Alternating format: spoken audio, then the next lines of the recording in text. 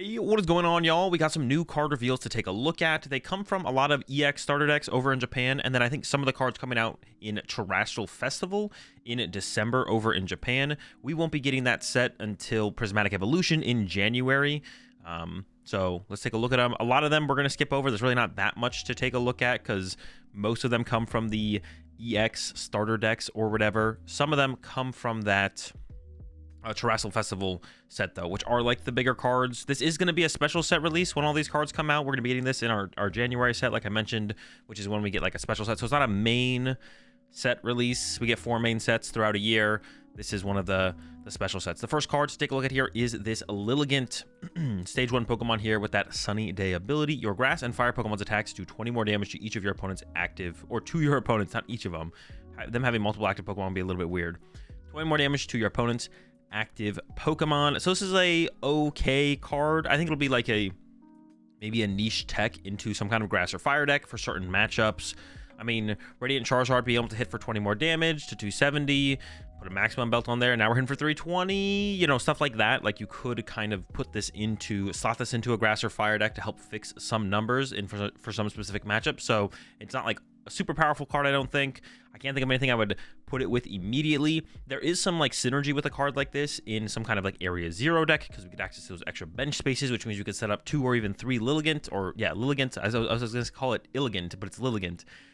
We could set up 2 or even 3 Lilligant, and then we're doing like plus 60 damage, which wouldn't be terrible, but I can't think of any Area 0 grass or fire deck to synergize with it immediately. But I think it'll probably find its home at some point in its life in the standard format, at least as like a niche tech card for certain matchups. Up next, we do have this Flareon EX, and this will probably be one of the bigger cards, I guess, maybe. I mean, this card itself is okay. Fire, colorless, burning charge, 130 damage. Search your deck for up to 2 basic energy cards and attach them to one of your Pokemon, then shuffle your deck. So it's all right. 130 damage, accelerate some energy into play, 270 HP, meh. And then for fire, water, lightning, it does 280. During your next turn, this Pokemon can't attack. So a decently hard-hitting attack. You could get maximum belt involved if you want to be able to 1-hit KO stuff like Charizard or Dragapult. It's all right. Nothing super special. Up next, we got the Blaziken EX, which has probably been the card that has been hyped up the most since its reveal, and it seems okay. It is a stage 2, of course. It's got the Overflowing Spirit ability.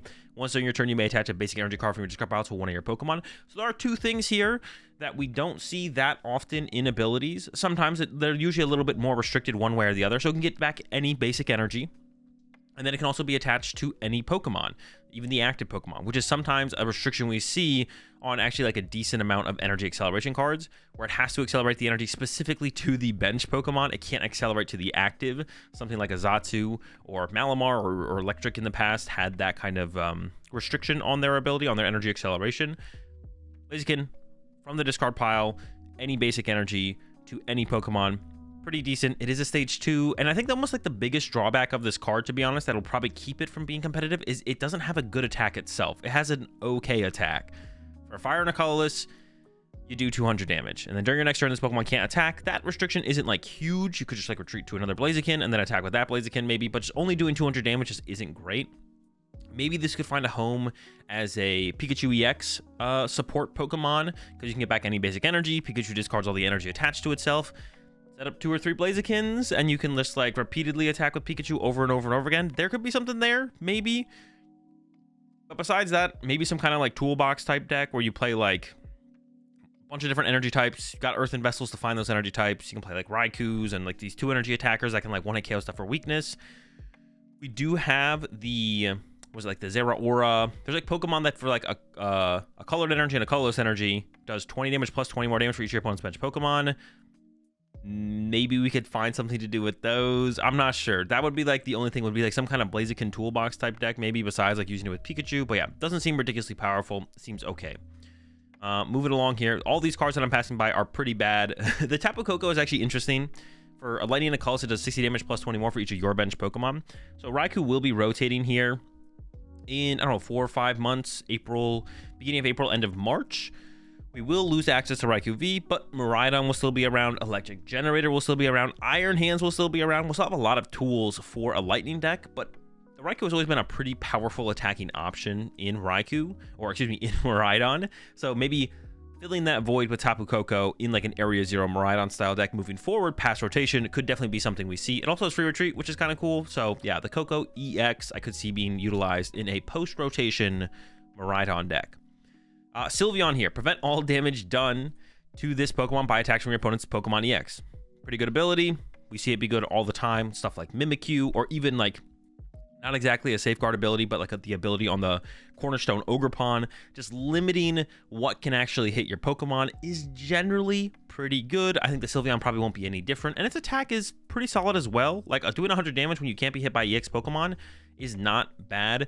You look at like something like the Mimikyu, and the Mimikyu would struggle to potentially KO stuff like the Charmeleon with the ability that says it can't be hit by effects of attack. So even if you set up a Mimikyu attack, you're not getting through a Charmeleon. But the Sylveon can probably combat most things that can actually hit it. That decks would be using as like a tech to be able to deal with Sylveon.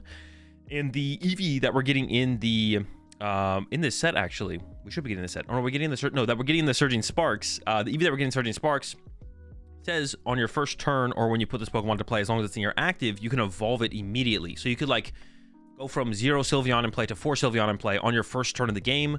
No good prize cards for your opponent to go after, and then you just like set up them to Magical Shot over and over and over again. You could even get double Turbo Energy involved if you want. I don't know. There might be something here with the Sylveon, like if anyone remembers back to the Decidueye days when there was like the straight Decidueye deck that couldn't be hit by EX Pokemon, and we had the Decidueye cycle where it's like no one's teching for Decidueye, Decidueye's broken.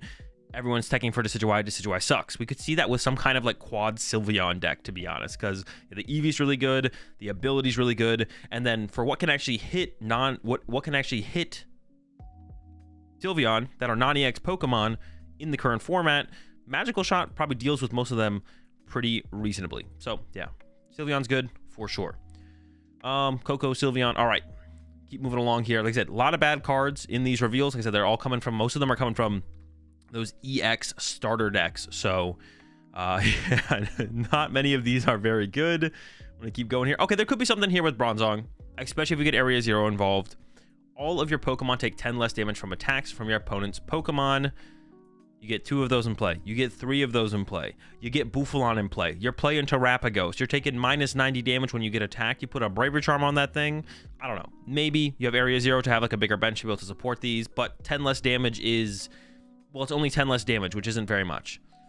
Up next, we got the Eevee EX. The cool thing about the Eevee EX is you can play 4 Eevee and 4 Eevee EX in your deck, which means you have 8 different Pokemon that can evolve into your Eeveelutions, giving you, I mean, a lot of options to set up a bunch of different Eeveelutions. From what we've seen so far of the Eeveelutions, they're pretty mid, but we've only seen the Flareon and the Sylveon at this point, and we're getting Sylveon and Surging Sparks. Sylveon is pretty mid. Moving forward, if they give us a bunch of different good, I guess we got the new Sylveon as well that I was just kind of praising, but like that's not enough to make like a full Eeveelutions deck around. The Sylveon might be a fine card by itself, right? So yeah, EVX, the Rainbow DNA. Once on your turn, if you have a Pokemon in your hand that evolves from Eevee, you may put that card onto this Pokemon to evolve it.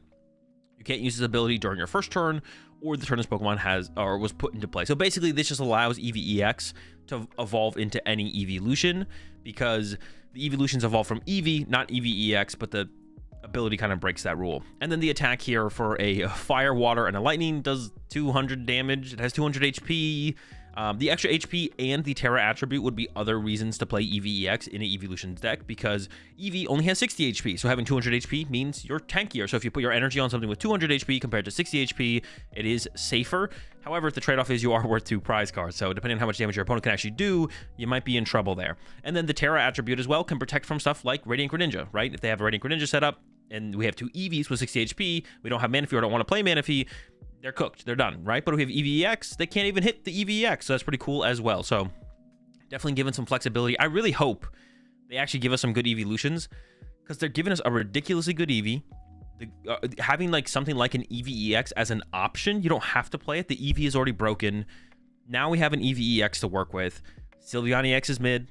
The Sylveon that we're looking at right here is pretty good. The Flareon is kind of mid. There's still a lot of Eeveelutions that they can give us that could be good. There's a lot of Eeveelutions out there, and they could give us non-EX versions of all of them, right? So they gave us the Flareon EX here, but they might even reveal like a Flareon non-EX that could do something else, right? So there's a lot of potential, and I'm hoping it doesn't amount to nothing, because they're giving us all this like setup for it, or it's like the Eevees are broken. Please let there be some kind of payoff. Also, I guess one more thing to mention with the EVEX is it is a Terra Pokemon, which means it does enable the Trumpet. It enables Glass Trumpet, which is actually also a really big deal. So you can accelerate energy to the EVEX through Glass Trumpet, and then next turn evolve it into whatever attacker you want, or the EVX can just be your enabler for the little EVs as well. So you could like bench an EVX, Glass Trumpet to your EV, the one that can evolve on the first turn, put that EV in the active, evolve it to whatever attacker you want, and boom, we're cooking. We're off to the races, right? So there's like so much, there's a lot going on here, and it would really suck if it just sucks. That's what I'm trying to say. It would suck if it sucks. Also, I guess, I don't know how good this would actually be. You could get Bouffalant involved as well. Of course, you're going to get Noctowl involved, but yeah, you could get Bouffalant involved, reduce the damage. Man, but let me go a step further. We can get Fan Rotom involved as well to find our 60 HP EVs. There's just so much potential for this Eeveelution deck. It would really suck if they just don't print any good Eeveelutions, and it's just really good EVs, and it synergizes with everything, and that's it. We got a new Hoot here, which I guess is worth mentioning because of Noctowl, but it's got 80 HP. You can still find it with Fan Rotom. You can't find it with the Buddy Buddy Poffin, and then also has 2 retreat costs. So it seems like the worst of the Noctowls, but if you ever really, really want 80 HP, hey, there's an option there, and it's not terrible to potentially include because Fan Rotom can find everything so efficiently to begin with anyways. And then the last thing to mention here is all of these... oh, wait, I haven't read Larry's efficiency yet. I don't know what this card actually does. Discard your hand, then search your deck for a Pokemon, a supporter. Wait, is this a... This is a supporter card, right? Yeah. So a Pokemon, a supporter card, a basic energy, reveal them and put them to your hand, then shuffle your deck. Seems pretty mid. I'd rather just play research and draw 7 cards, I think. Yeah, Larry's efficiency isn't as efficient as Larry would like you to think. Don't be fooled. Up next, there's a bunch of research, Professor's Research reprints, or like a bunch of researches being printed. And I think the big thing to take note of here is they are maintaining that G regulation letter, which means, I mean, as far as I can tell, I think that means that when G rotates, I think research is going to rotate with it. I don't know why they wouldn't give one of these researches or all of these researches an H if they wanted to keep Professor's Research around. Obviously, if they want to, moving forward, still print a Professor's Research with the H regulation letter, they can, but I think it's a pretty good sign that they probably are not going to be doing that, because why wouldn't you give these the H? They have all the different artworks here. Why would you not want these to be... Actually, how does that work for Professor's Research? Could you still theoretically play the old, or do they like make a rule on that where it's like if it doesn't have the regulation letter, you can't play it, or because it's the same card, you can play it? I guess it's because it's the same card, you could still play it, right? But yeah, to me, it kind of makes sense for them to, if they're going to make these, they're going to print research again with the new artwork, they would probably, if they want it to be around in the H block, they would probably give it an H. Or excuse me, if they want it to be around past the G block when G rotates, they probably would have given this an H. That's how I'm interpreting this. I could be wrong. I'm kind of hopeful that I'm not. Research hasn't been like an overly played card. Like I don't like hate research. And in the current format or formats since research has come back into the game, it hasn't been played that much. It's a good card. It's definitely played in some decks, you know, some of the best decks right now, Lugia and Regidrago, and maybe that's why they are some of the best decks, and maybe that's why they're the 2 probably best decks in the format, is because they play 4 Professor's Research. Maybe some of these other decks need to take notes and add some researches. Regiball, what are you doing? Put the Sadas down, get some Professor's Research in there, maybe 4 of them.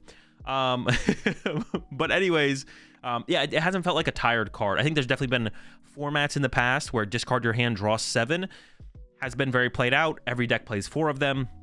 The last formats, though, or the formats since Professor's Research has made its way back into the game, it definitely hasn't felt that way. So that's been like an upside of, or like not a negative of research existing, but I don't mind seeing things kind of move along that have been around for a while.